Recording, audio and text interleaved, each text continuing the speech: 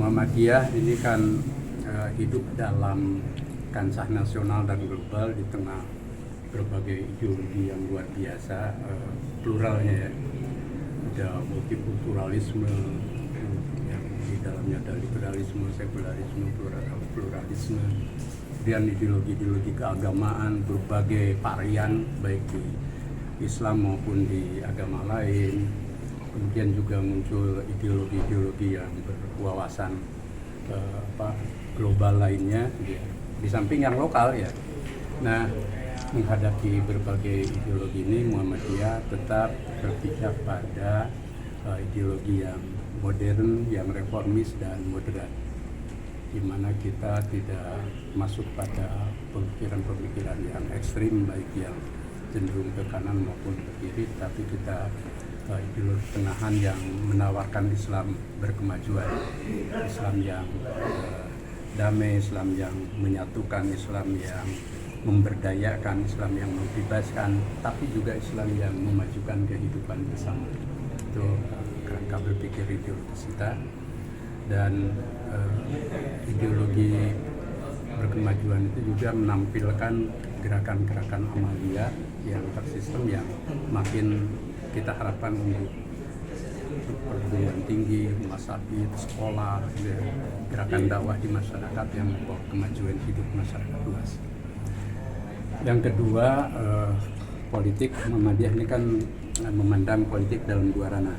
Satu, politik praktis, politik perjuangan kekuasaan yang itu dilakukan oleh partai politik, yakni bagaimana meraih kekuasaan, menjadikan kekuasaan untuk memajukan bangsa dan negara.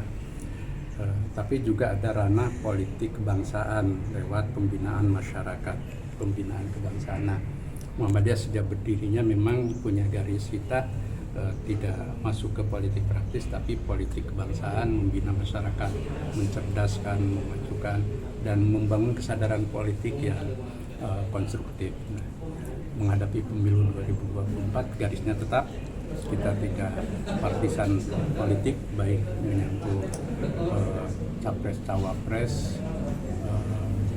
gubernur, kepala daerah tingkat 2 dan sebagainya, maupun juga untuk partai politik dan legislatif. Tapi kita mendorong kader-kader Muhammadiyah untuk terlibat sesuai dengan fungsi dan perannya dalam berbagai ranah kehidupan, termasuk di partai politik.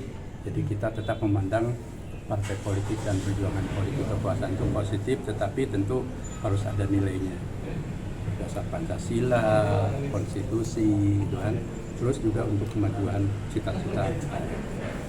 Nah, yang terakhir, organisasi Muhammadiyah ini alhamdulillah kan satu jaringan organisasi yang besar yang tersentralisasi.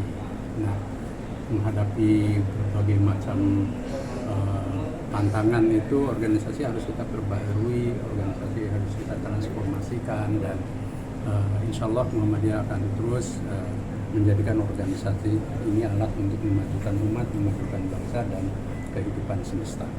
Jadi itu yang saya sampaikan dalam video call itu.